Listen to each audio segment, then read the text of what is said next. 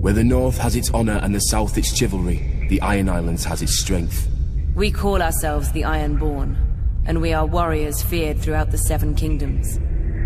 Or so we used to be. Unlike their mainland cousins, the first men of the Iron Islands never bowed to the old gods. Theirs was the drowned god, who made the Ironborn to reave and sack and write their names in salt, steel and song, that his enemy, the storm god, could not wash away. We raised our kings from our own ranks, and used beaten foes as thralls to work our mines and farm our land. Or as salt wives, if a woman was pretty enough.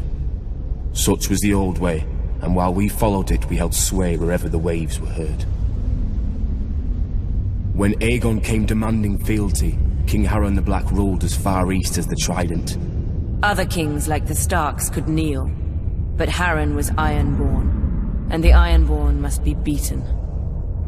In Harrenhal, he had the mightiest castle in Westeros, and the army to defend it. But Aegon did not intend a siege. He mounted his dragon and roasted Harren and all his sons in their tower, and the Old Way with them. Because of Harren's defiance, Aegon pushed the Ironborn back to our islands and gave the Riverlands to the Tullys. But he did allow the Ironborn to choose who would lead them. House Greyjoy had always been one of the greatest houses of the Iron Islands.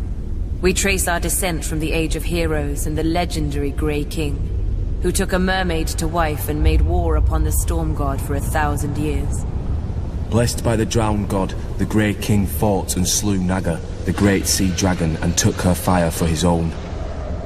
This history made our ancestor Vicon Greyjoy the natural choice to lead the Ironborn after Aegon's conquest. For 300 years, House Greyjoy ruled the Ironborn. We styled ourselves Lord of the Iron Islands, King of Salton Rock, Son of the Sea Wind, Lord Reaper of Pyke. In truth, we were thralls. Our people still chanted, "What is dead may never die." But the Old Way had died. Until the Targaryens followed their dragons into the grave, and our Lord Father, Balon Greyjoy, rose against the new king, Robert Baratheon. He seized our ancient crown and sent our Iron Fleet against the Lannisters at Lannisport, burning all their ships before any could weigh anchor. Though Robert and Eddard Stark would later defeat him, they understood us no better than Aegon. The Greyjoy sigil is the Kraken. What it grasped once, it will never surrender. What is dead may never die, but rises again, harder and stronger.